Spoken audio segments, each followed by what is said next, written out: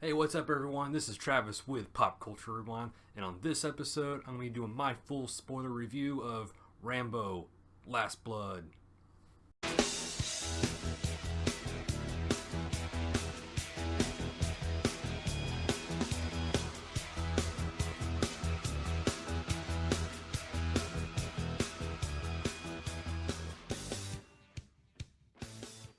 Okay, so a couple weeks ago, myself and Xavier, we did an episode on the entire Rambo franchise up until the final movie had just come out, as we haven't had a chance to see the movie yet.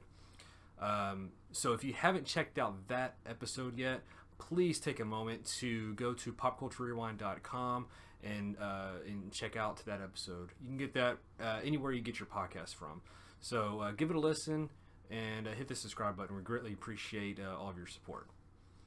Okay, so for my thoughts and reviews, I'm just going to go over like a quick kind of a recap of the movie, and then follow up with my overall thoughts of the movie itself.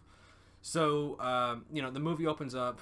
We see John Rambo. He's on his family farm in Arizona, kind of like where we saw him going to towards at the end of the 2008 Rambo movie. And he's on his farm. He has I don't know if like a caretaker or maid or whatever. Her name's Maria, and she's also has her granddaughter there. And this whole first part of the movie kind of focuses on the granddaughter and what sets up the tone of the rest of the movie.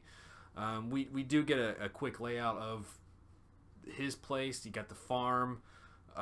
Big ranch area and everything, and then he off to the side he has I guess where his barn's at, and then he has like created like an underground tunnel system, which kind of weird. It kind of throws you off because you don't expect it. It cuts to a scene and he's like already walking down these tunnels. I'm like, where's he at? What's going on in these tunnels? And you see like flashbacks, so I guess he's still having flashbacks of being in Nam and all that other stuff, and but anyway, it obviously plays a bigger part towards the end of the movie. So anyway, the granddaughter, Gabrielle, she it's a big quest to for her. What happened was her dad abandoned her like 10 years ago, and it's been bugging her, and she's got to track down the dad, right? And she finds out from this other friend that she has over in Mexico that she found the dad. So she's actually going to go sneak off to Mexico, even though Rambo's telling her, you don't need to know these answers. You don't need to talk to him. This is going to be nothing but bad stuff if you go try to find it. She obviously ignores the warning and heads out to Mexico. And she actually, meets up with her friend, and the friend is actually up to. I mean, you could tell just by looking at her, just from straight up the way she's talking, the way she's acting towards her, just shifty and shady is all get out. And she takes her to her dad's house. She actually does find the dad, and the dad looks okay at first. He's got a wife and kids and all this other stuff, but he flat out tells her when she asks him why you left, and he's basically like, because you didn't mean anything to me. I didn't want to have you in the first place. Your mother died of cancer, leaving me with you, which I didn't want you, so I just took off. Bottom line. So he basically just shuts the door on her face. She starts crying, obviously. She goes out. We see the friend say, hey, look, you're too upset to drive back home. Let's just go get your mind off things. So she takes her to a club. It's all crowded. You see all these guys and stuff surrounding her and everything. We see something get dropped into her drink. So that's it for that. You can probably imagine what happens. We find out here in a little bit, but it actually cuts back to Rambo and the grandmother Maria. She comes running to Rambo and says, hey, look, she's missing. She didn't go where she said she was going to go. She's actually went to Mexico, and her friend told her the dad's addresses and everything. So Rambo, obviously, he jumps in his truck and just actually drives like a bat out of hell, like immediately goes to Mexico because he knows something's not right. So this whole thing takes place. I mean, this takes up a good like probably half the movie, if not longer. But he goes to Mexico. He finds the dad. He says he should have killed him when he had the chance 10 years ago or whatever. There's some backstory. I guess they don't really explain, but you can put the pieces together basically. So that falls through, and then because he still can't find her, so he goes to the friend's house. He knows right up what the girl couldn't see before. This girl is up to no good. He sees that she's actually wearing a bracelet that actually belonged to her. So he's like, "You set her up, didn't you? Blah blah blah. Take me to where she was taken, whatever." So she goes back to the club, and she points him out. He follows the guy that actually ended up taking her before.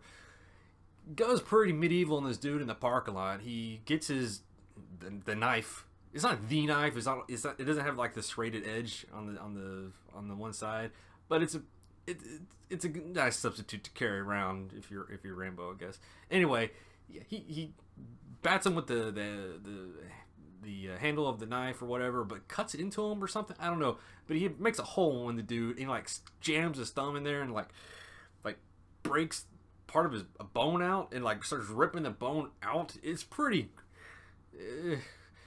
hardcore if you think about it, but it's also pretty gross. It's like, ugh, okay, I couldn't really watch all that. It was pretty nasty.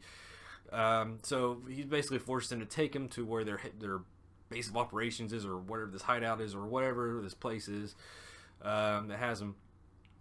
And we also find out there's a chick actually following Rambo to all this stuff too. She's kind of keeping in the shadows. But anyway, so Rambo he stakes the place out a little bit, but he's I don't know if he didn't realize how big of an operation this whole thing is, but he knows he's being watched. He sees someone watching him, but he just kind of keeps on nonchalantly just kind of walking up the steps and getting closer to where the head honchos are, I guess. But yeah, he gets surrounded by everybody. Like there's like 40 some odd dudes there with guns and everything.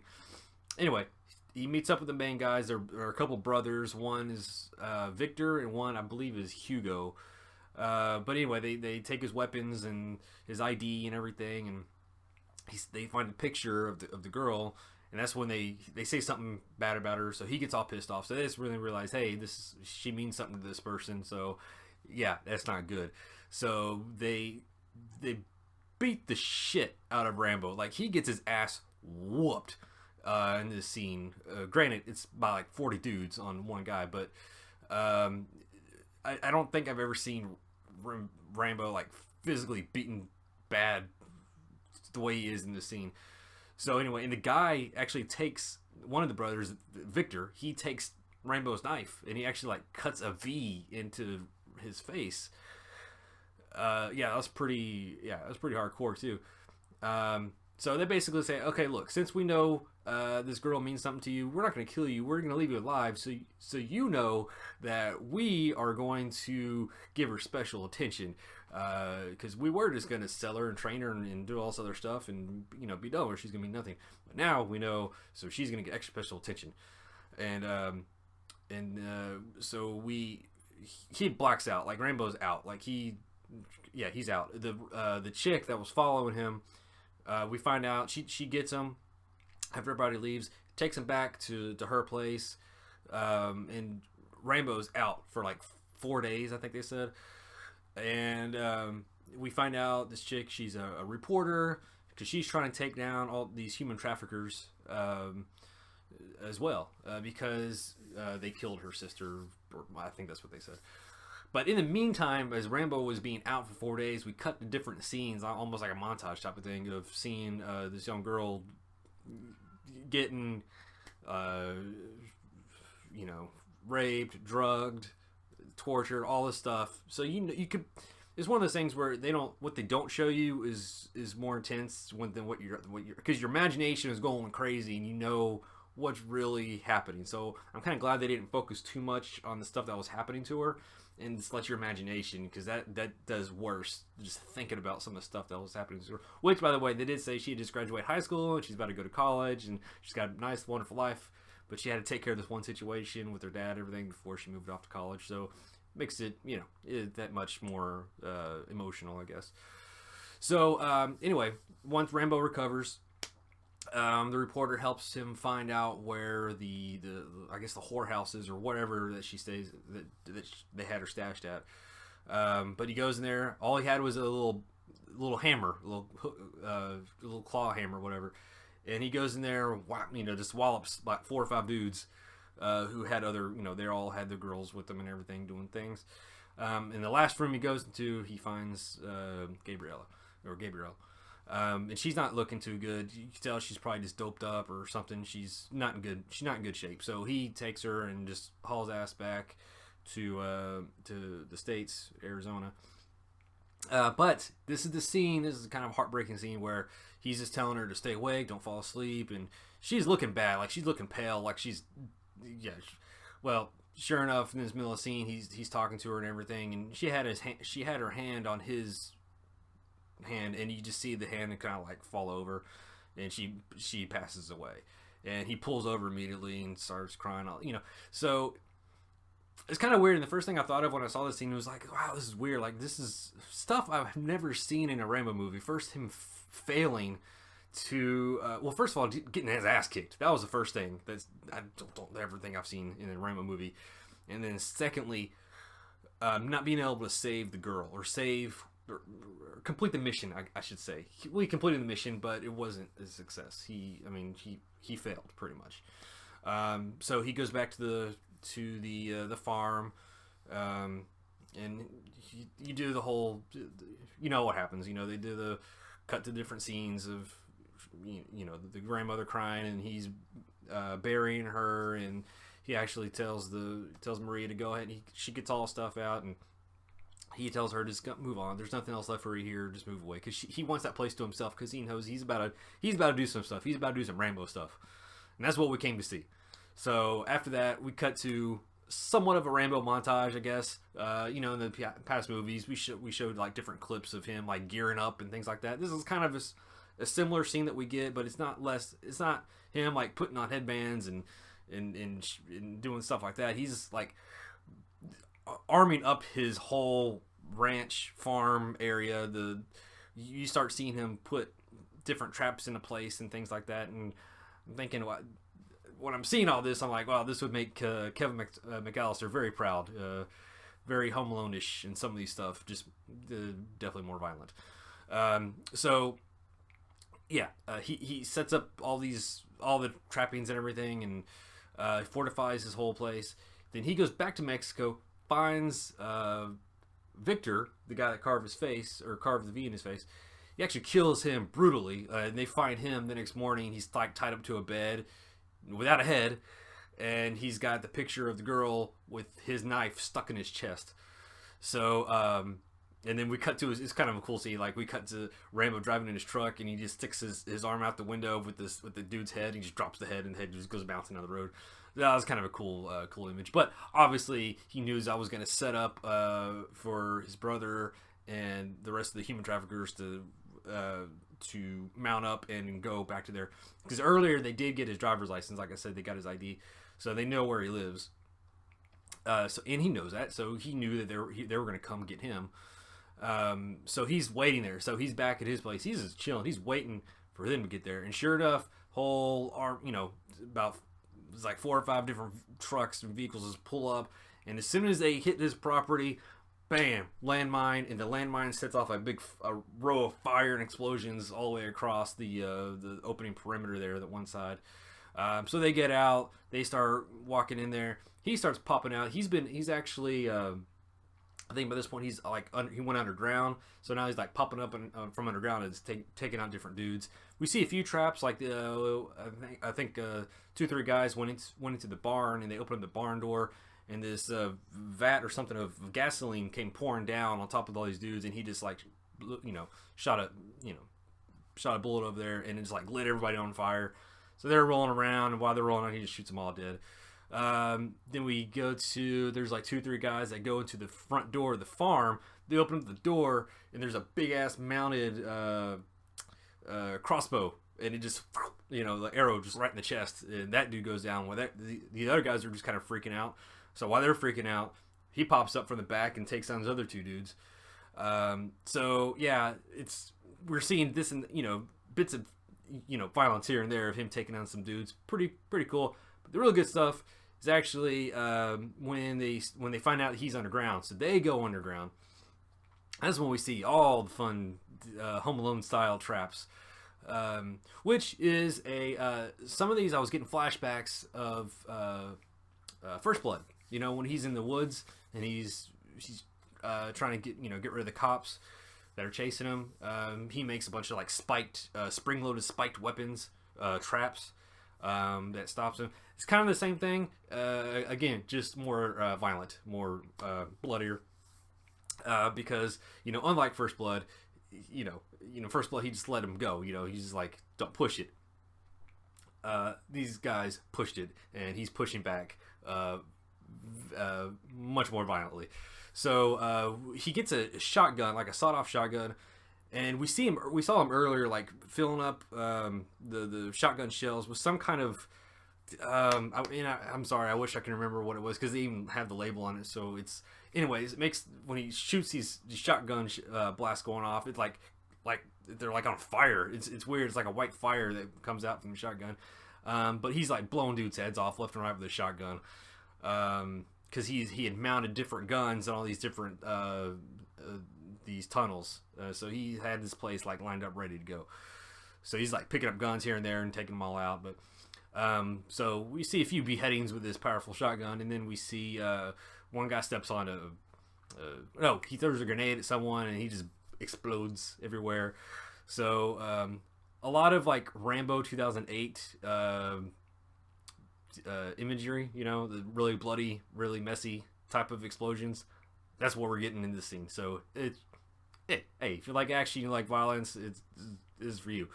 I was getting a kick out of it too. It's kind of funny. You can hear other people in the theater kind of laughing at it too. Yeah, one dude like got a spring-loaded trap thing, like a blades or something in his face, and like cut his face into like 3 pieces. And the camera stayed on it for a second. That was kind of funny.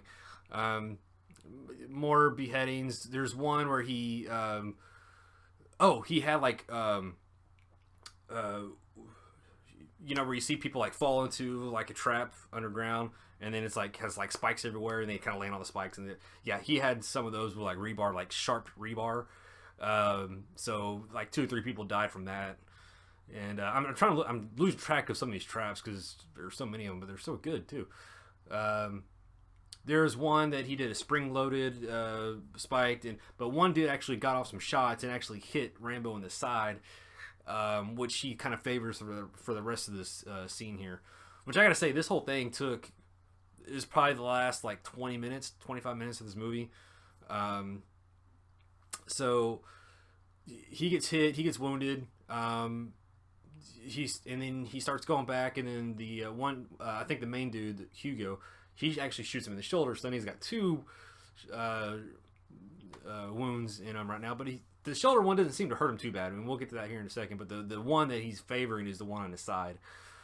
So anyway, he basically flips a switch. Well, he talks some shit on the speaker. That was another thing. Yeah, then the whole time he was playing music. Like he had these speakers, and he put on a cassette tape and he played. I don't know what the name of the song was, but it was like weird. It was like psychological warfare he was playing with these guys. Yeah, he was like really like it's like almost like Rambo gets off on this stuff at this point.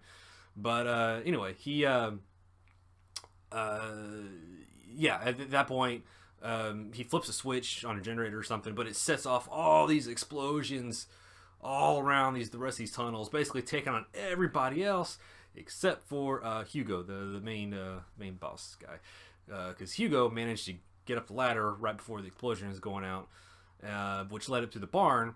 So we get to the barn, he's kind of looking around, see what's going on, and then we actually see our boy Rambo pop up. He's on top of the barn, across from him with the trademarked bow and arrow, and he shoots off 4 perfectly aimed arrows, one in each shoulder and one in each leg. It pins Hugo up against the wall, so he can't move. So we get kind of a badass scene, really. Like Rambo's kind of slowly kind of walking towards him, and he just kind of remember in it's like First Blood Part 2 where he finally meets up with Murdoch, and he's kind of slowly walking over to him, and he kind of like flips the latch off his knife holder and he kind of pulls at the knife. It's kind of reminiscent of that a little bit. Yeah,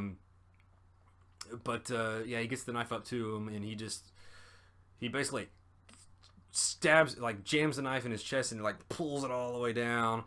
And then he like actually goes in, like rips, like literally like goes in and like rips the guy's heart out, and then throws it on, or actually, and then he like snaps it off, and then he throws it on the ground. I thought they were gonna show him like step on it after that, but the guy was obviously already dead. But yeah, short and to the point. Like he didn't waste any time other than the whole setup, but the scene itself of him just taking out everybody, it was a fun little trip. So that dude's dead. Everybody else is dead.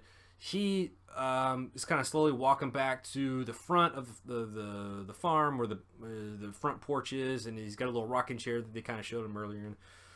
But yeah, he just kind of stumbles up the steps and kind of sits down in the rocking chair, and then he just starts kind of rocking, and it there's a narration. He's saying something, I can't remember what he's saying, but it's basically like he's lived a life, blah blah blah. Then it's kind of the camera's kind of panning out, and that's like the end of the movie. So you can assume that it's basically he just went to that front, the rocking chair, just to rest there until he dies, pretty much. Because like I said, that wound, he was like favoring that heavily, with a lot of blood coming out and everything. So from there it goes to the ending credits, and from there it's kind of cool. We get set of like stills. It's weird how they're moving. Like it was a picture, but it was just still kind of moving a little bit, and it had a kind of cool like a little filter over it. So all these pictures were kind of cool, but it was like different parts from all the movies. So there's like 7 or 8 different stills from First Blood, and then a few more from First Blood Part 2, and then Rambo 3, and then Rambo 2008, and then even into this movie they show some stills recapping this movie, to the point where we see him on the porch, and then after that, you see him actually getting up from the rocking chair, and then he goes and he hops up on a horse. I shouldn't say hop on, he's kind of just, whatever, gets on top of a horse, and then the horse starts riding off. And then we go to the rest of the regular end credits. So, yeah, that's the movie. Like I said, it's short and to the point. It's what you expect in a Rambo movie, except for the first half of the movie. I think it's I wasn't really sure where they're going with this. I was like, oh, okay, this is odd. But overall, I did enjoy the flick. I thought it was fine. Like all the other Rambo movies, it was, like I just said, it was short and to the point. Coming in about the 90-minute mark, so not too long. So you're not going to invest too much time in the movie. But it got its point across pretty much. So while it was a good movie, I don't necessarily think it was needed to close out the franchise. Personally, I think Rambo 2008 did a much better job coming full circle in the way the ending of that one mirrored the opening of First Blood. I did enjoy the spectacular deaths that we saw in this movie, bloody as they were. One thing that I will agree with Xavier on when we touched on this movie in our Rambo ep is the one thing he's missing is his long hair. In this one, he just looks like Stallone. Not even a headband. It's funny. He even got a cut on his forehead in this movie, and still nothing. Like that was the perfect out to give you reason to put the headband on, but nothing. Also, he talks a lot in this movie, which is kind of weird. It kind of threw me off, because it's not even him talking. It's just like he's having like normal conversations. Like I've grown to know that he's not much of a talker, so that kind of threw me off. And it'll probably throw you off too if you watch that opening scene. He's just having a normal conversation with his old lady, about breakfast and things like that. But yeah, like I mentioned earlier, like the first 30 minutes or so of this movie, I wasn't too sure about where they were going with it. They spent a lot of time dealing with the girl and her father issues that she had. I really wasn't expecting him to fail in getting her back safe. But I guess you gotta have to have that low point to set up the rest of the movie. Which, now that I think about it, I joked about this in our podcast episode where they point out that the first movie was for him, like he fought for him. The second movie he fought for his country. The third movie he fought for his friend. Rambo 2008, I don't really know, but that was more of a personal thing. He just wanted to get people's attention onto the Burma situation. But anyway, this one, I guess this one's more of a straight up revenge flick, because these people ended up causing the girl to die. So yeah, straight up revenge. Like, if you think about it, I don't think he's ever done revenge before. So this is, again, a little bit different, This movie definitely felt like the Logan of this franchise. The older, broken version of the main character, minding his own business.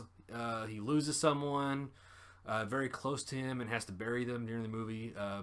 You got the villains or the bad guys that interrupt his life, and he ends up brutally killing them, all while getting mortally wounded himself and dying at the end. And like I said, for the last part, after this credits, I guess you can interpret how Rambo goes out. Does he in fact die on the porch? Is riding the horse after the credits a metaphor for riding off into the sunset? So who knows really? I guess Sly does. Sly did say this would be the last Rambo film, saying that his character would finally find what he assumes to be peace. However, at Con 2019, Sly again stated that he would continue to play John Rambo should Last Blood prove to be successful. So, and now I'm not too sure if that's going to happen at this point. With a budget of $50 million, it's only brought in about roughly about 38 million in the U.S., about 24 in the foreign. So total about 64 million. So 64 off a $50 million budget. Not the best result so far. So I doubt we're going to get another one. Maybe it's for the best. I don't know what else you could possibly do before it starts to get